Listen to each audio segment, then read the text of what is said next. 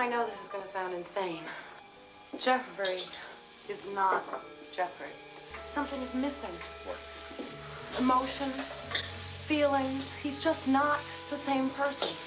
He isn't my husband. It's someone who looks like him. He's an imposter. My wife, sick. What's wrong with her? She wrong, different. That not my wife.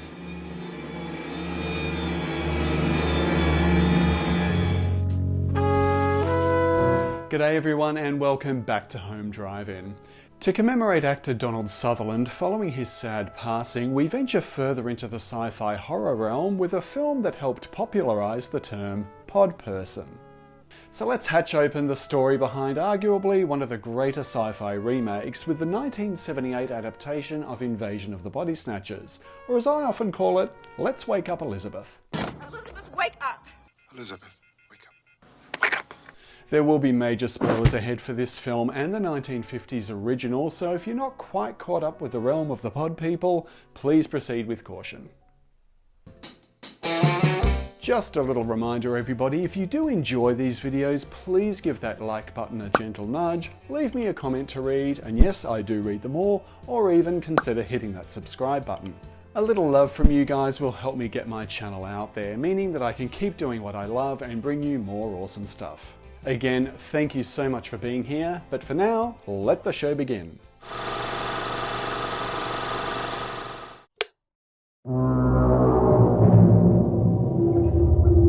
1978's Invasion of the Body Snatchers is the second adaptation of Jack Finney's novel The Body Snatchers and a remake of Don Siegel's 1956 film which features a small town invaded by emotionless alien clones.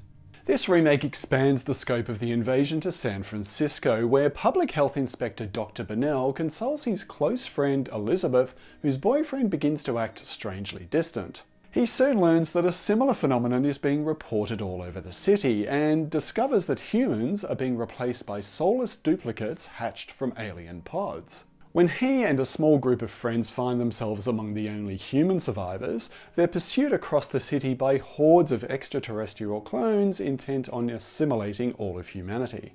Producer Robert Solow had a keen interest in readapting Jack Finney's story and actually invested $10,000 of his own money to obtain the rights in 1976.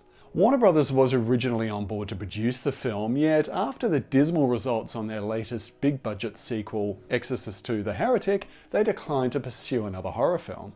Yet another studio that did have recent success with the genre was United Artists, who were reaping the rewards from Brian De Palma's Carrie and agreed to take on the project. Writer W.D. Richter, who would go on to tackle the screenplay for another remake the following year with John Badham's Dracula, was brought in to adapt a new screenplay.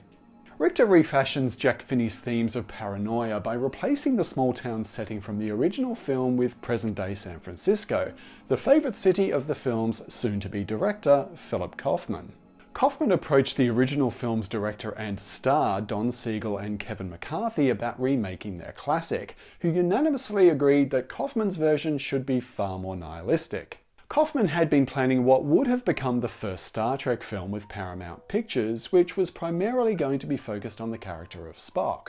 However, Paramount overheard rumours about another certain science fiction film in production over at 20th Century Fox that was apparently rife with production issues.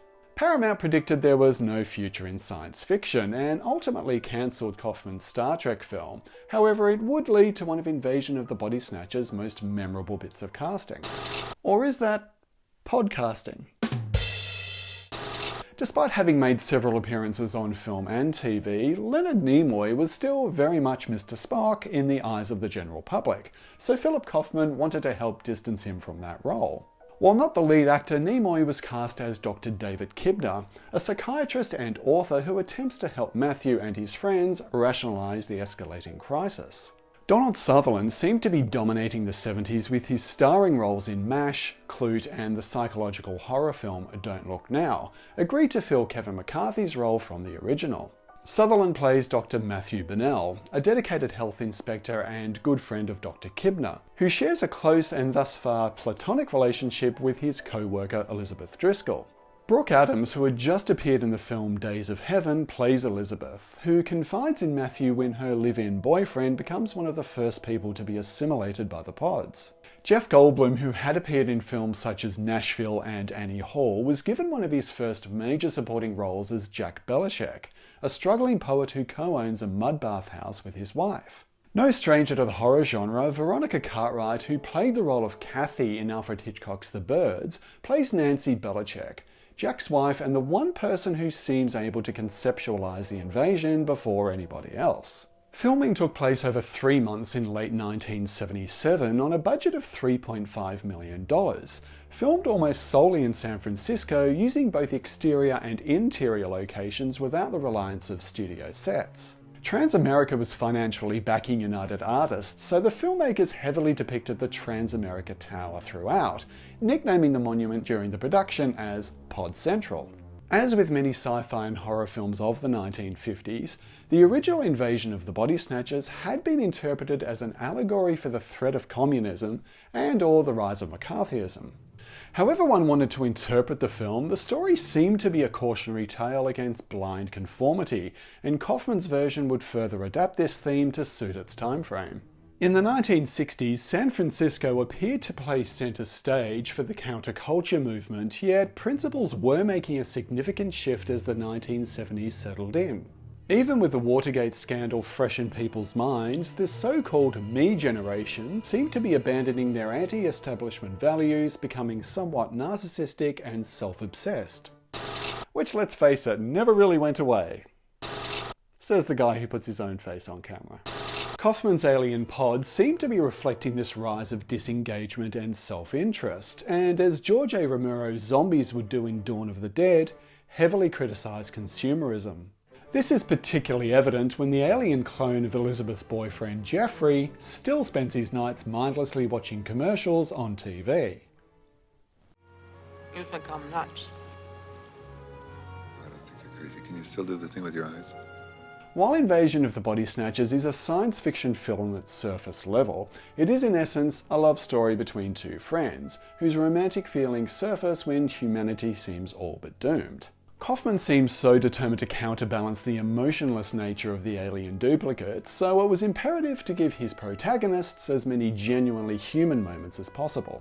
In what would be regarded as a seminal moment in the film, Matthew consoles Elizabeth during an outdoor dinner scene where actress Brooke Adams is asked to perform one of her very unique talents. Adams has the ability to roll her eyes, which he had previously demonstrated for Philip Kaufman, who insisted she repeat this talent on film. If you're not crazy, you can do the thing with your eyes.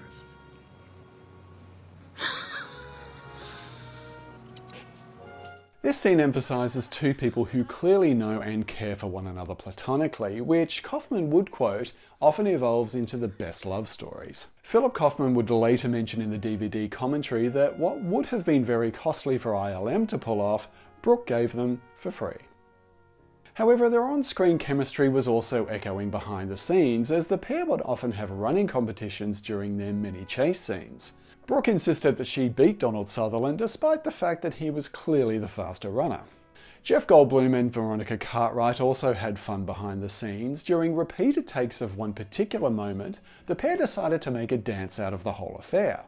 Since they were forced to move back and forth take after take, they pranced around on set, calling themselves the Dancing Belichicks. Also joining the ensemble cast were a few memorable cameo appearances, two of which directly call back to the 1950s classic. Kevin McCarthy, who starred in the original, features as a desperate man running through the San Francisco streets, attempting to warn Matthew and Elizabeth about the imminent invasion. The scene directly calls back to the final moments of the first film, from which emerged an inside joke that Kevin had actually been on the run for 20 years. Don Siegel, who directed the original, also appears as a cab driver when the city has mostly been overrun by the invasion, which prompted some truly convincing performances from Sutherland and Adams.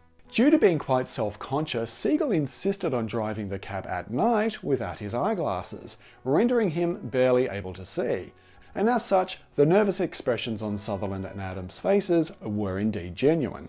Robert Duvall even appears in a somewhat creepy cameo as a priest at the start of the film, who the director would ultimately declare to be the first person to have been taken over, affectionately nicknamed the Priest Pod. Duvall was kind enough to perform his role for no financial reward, apparently accepting an Eddie Bauer's jacket as payment instead. Wanting to pay respect to the original while also modernising the remake, cinematographer Michael Chapman, who was possibly best known for his work on Taxi Driver, was brought in. Chapman used many tricks to stylise the film with heavy use of shadows and negative space, high contrast lighting and filming through reflections, which when combined gave the movie a very film noir look. The lack of studio sets required the crew to shoot in actual homes and apartments, which created several challenges, yet in one particular scene these restrictions were used to their advantage. When Matthew is consulting the police in Jeffrey's apartment, the scene is filmed in a series of handheld shots, with Chapman covering the impeccably rehearsed scene from several angles. Since filming the scene more traditionally would have required multiple complex setups, potentially lasting days, this guerrilla-style coverage truly enhanced the tension of the moment. Similar tactics were used to get the coverage of the San Francisco crowds, where Chapman would often disguise his camera in a blanket and simply take shots of random people. The shots of Donald Sutherland wandering around the city were achieved with no staging whatsoever, with Chapman once again disguising his camera to get the necessary coverage.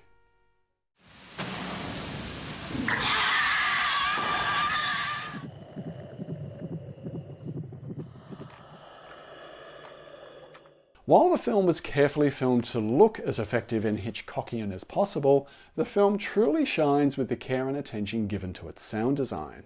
Ben Burtt, fresh off creating the iconic sounds for Star Wars, also worked his magic for this film, producing some creepy sound effects which were often sourced from the most opportunistic of places.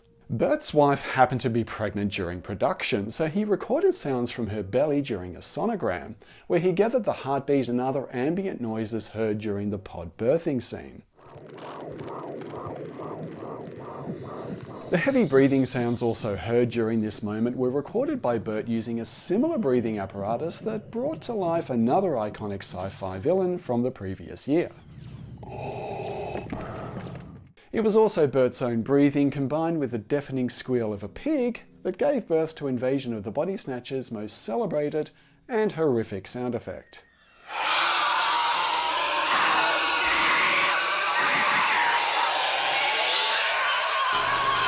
At the time of release, Dolby felt that the soundtrack for Invasion of the Body Snatchers was easily their best and most reference quality, which began pioneering the separation of dialogue and surround sound effects. This was especially important considering the sound design for the film plays such an integral part in generating atmosphere, which was regarded as having a far more psychological impact than the visuals. They're like huge sea pods. This must be the way that body in my closet was formed. Unlike the 1950s original, where the special effects were limited, the filmmakers were eager to demonstrate the genealogy of the pods and worked hard to show their evolution on screen. The alien planet for the film's opening was a forced perspective tabletop miniature with much of the smoke elements shot in reverse, with some compositing done for the backgrounds. The alien spores floating through space were achieved using a specialised gel for mixing paints that was apparently purchased for a little over $10. The gel was immersed in water and would take on very organic shapes, which can be seen gathering when the alien seeds eventually arrive on Earth. When the pods begin to bloom, they sprout strange flowers, which were simply rubber props that were actually being pulled into the pod, and then, once again, played back in reverse. However, the film's most elaborate special effects appear during the pod birthing scene, when Matthew is resting outside his home, which would involve some heavy prosthetics combined with simple editing. The hatching of the alien duplicates was achieved by using people of various sizes in different stages of makeup, which created the illusion of the pods evolving into their human doubles. The advancement of special effects not only modernised this version, but corrected a major plot hole from the original, where Kevin McCarthy's character discovers his girlfriend Becky has been taken over. In the 56 version, it's heavily implied that Becky goes to sleep and simply wakes up assimilated in the same body, contradicting the fact that the alien duplicates are hatched from pods. However, the corresponding scene in this version allows us to see Elizabeth's transformation in its full glory, in a frightening and utterly gut-wrenching moment.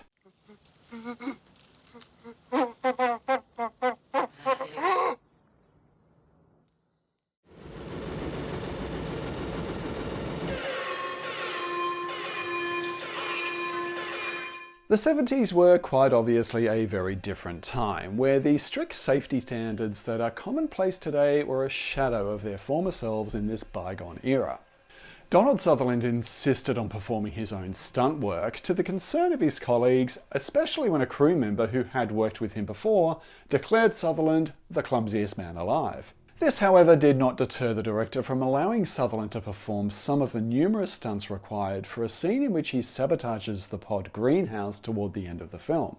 However, while Sutherland ultimately came out of that scene unscathed, one such extra who failed to follow directions was caught in a blast and received some severe burns to his face and hands. Philip Kaufman was convinced that the actor was just keen to get himself on camera. Hey, I guess that was his 15 minutes of flame. I know, that was terrible, sorry.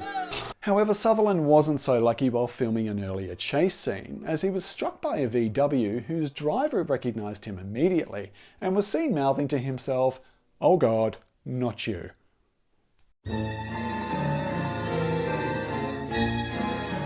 Both a jazz musician and psychiatrist, Denny Zeitlin was often the opportunity to compose the score for the film, which he would later declare to be one of the most exhilarating but exhausting periods of his career. Zeitlin used his jazz skills for a couple of the film's themes, yet relied heavily on synthesizers and limited use of a small orchestra to complete the score. He experimented with sound to such a point he would often play recordings of music in reverse, and worked with sounds of breathing to give some of his themes an otherworldly ambience. The organic nature of both the music and sound design melded so well together it's often difficult to distinguish between the two.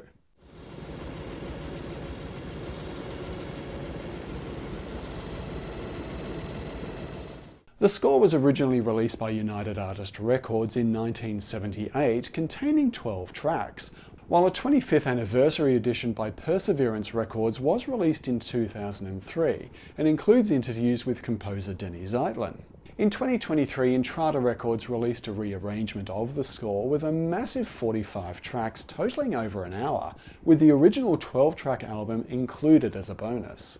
The soundtrack for Invasion of the Body Snatchers may not entice everybody as a standalone listen, but its impact in the film is a testament to Denny Zeitlin's talent, which, to date, remains his one and only film score.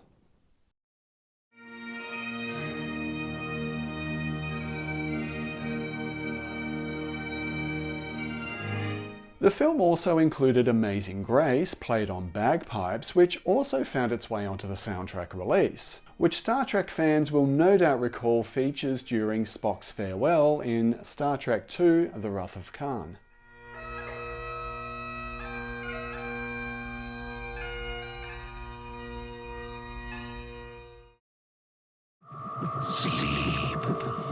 Sleep. From deep space, the seed is planted. Terror grows. Invasion of the Body Snatchers hit cinemas in December of 1978, earning approximately $25 million. Despite the occasional negative review at the time, the general consensus was that this adaptation was an effectively scary, well-acted and worthy remake of the original classic.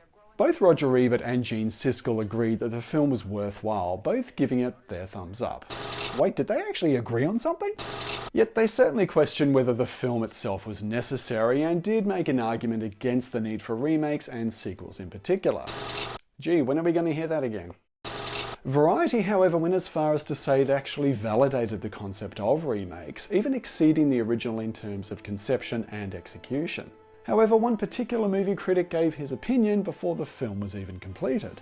While filming his cameo, Kevin McCarthy was recognised by a naked homeless man who, after discovering they were remaking the original, immediately offered his opinion, stating that the first one was better. The film has enjoyed several releases over the years by MGM on DVD and Blu-ray, featuring a commentary by director Philip Kaufman. A special edition was released on Blu-ray by Arrow Video in the UK in 2013, featuring several interesting new documentaries and interviews. In 2016, Shout Factory released a collector's edition in the United States with some additional extras, while Kino Lorber released the film in 4K in 2021, and is by many accounts an excellent transfer. Arrow Video also released the film in 4K in June of 2024 with the same extras as their earlier Blu-ray release, alongside a separate limited edition Blu-ray with a poster, collector's book and picture cards.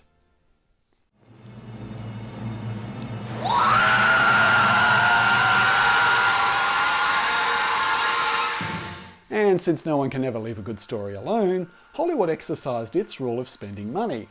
Why stop at 2 when we can have 4 at 4 times the price? In 1993, Warner Brothers released a new version of the tale, simply titled Body Snatchers, featuring Meg Tilly, Gabrielle Anwar and Forrest Whitaker, which changed its setting to a military base. The film was divisive among critics, with some praising its style and social commentary, including Roger Ebert, who actually preferred this version, while others passed it off as a soulless rehash. Personally, I quite like this adaptation. Even though the army setting is less relatable, it serves the story's conformist themes, since everybody on a military compound is expected to act alike. And let's be honest, it's got Meg Tilly. Enough said. In 2007, a fourth adaptation was released, simply titled The Invasion, starring Nicole Kidman and Daniel Craig, with the alien menace this time invading its human hosts much like a parasite. Most critics were pretty unanimous that this was by far the inferior retelling. Certainly not terrible, and Nicole Kidman does well enough in the lead, but lacks the heart and style of the previous versions.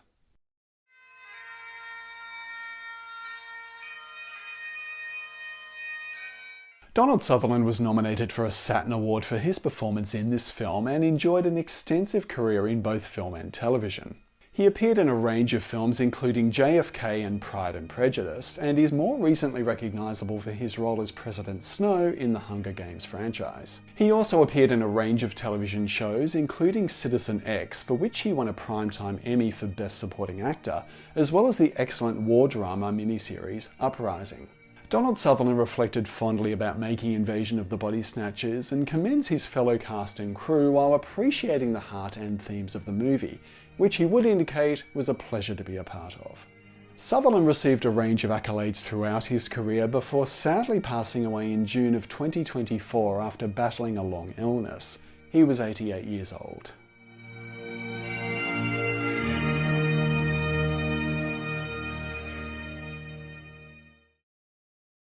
Brooke Adams also received a Saturn Award nomination for her role in the film and would also be recognisable in horror films such as The Dead Zone and The Unborn. Adams also starred in the TV series All Downhill From Here with her sister Lynn Adams and has been married to actor Tony Shalhoub since 1992.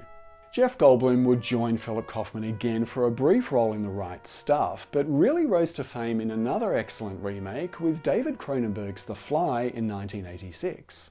Goldblum became a household name, appearing in films such as Jurassic Park and Independence Day, and a selection of their inevitable sequels. He also appeared in the Marvel Cinematic Universe for his role as Grandmaster in the film Thor Ragnarok. Veronica Cartwright would continue her battle with all things extraterrestrial with her role as Lambert in Ridley Scott's Alien, for which she won a Saturn Award for Best Supporting Actress. She would also reunite with Philip Kaufman in the movie The Right Stuff, and give a memorable performance as Felicia in The Witches of Eastwick. And clearly still not having had quite enough of Aliens, Cartwright also made a special appearance in the fourth film adaptation of Jack Finney's story in the 2007 film The Invasion.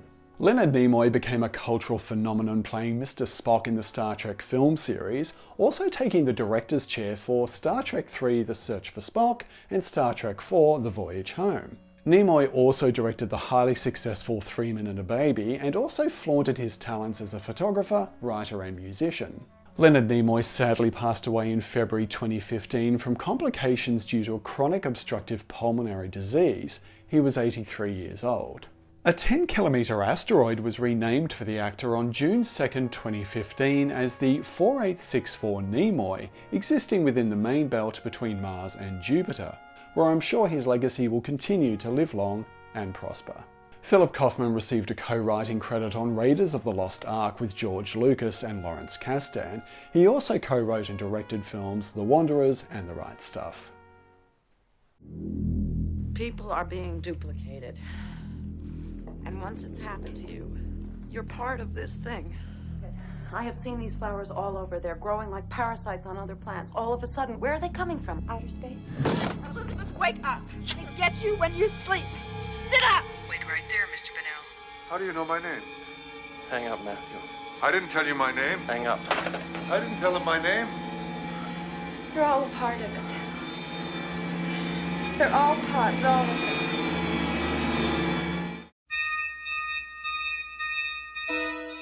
I will be so bold as to say that Invasion of the Body Snatchers is a near-perfect adaptation of a thematically rich and compelling story, and is rightly regarded as one of the best sci-fi remakes. Of course, I can't help but to compare this to John Carpenter's equally brilliant adaptation of The Thing, of which I'm constantly flip-flopping about which of these two remakes is my favourite. Kaufman expertly builds tension, creating an unsettling sense of paranoia that the delightfully quirky characters, and we the audience, experience throughout the film. The film modernises its themes for the specific time frame, which still feel more than relevant today. Invasion of the Body Snatchers is an excellent film for sci-fi and horror fans alike, so make sure you snatch this one up while you can. It's creepy, it's funny, and it's full of surprises. Thanks so much for watching this retrospective, everyone. Which Body Snatchers adaptation do you prefer? Feel free to leave me a comment and let me know what your favourite pod movie is. And while you're at it, if you feel like giving me a like, share and a subscribe, you won't be hearing any screaming pod noises from me. Now, my loyal followers may know that I am generally not a fan of Star Trek, never once passing up the temptation to throw in a subtle dig at the franchise whenever I happen to bring it up. But today, even with the many references I did make, I managed to somehow show some restraint, so I'm glad I took the high road on this one. Does that mean I'm a pod person? I will be back soon with a new video, but until then, be good to yourselves and each other. Rest in peace, Donald Sutherland. I'll see you next time.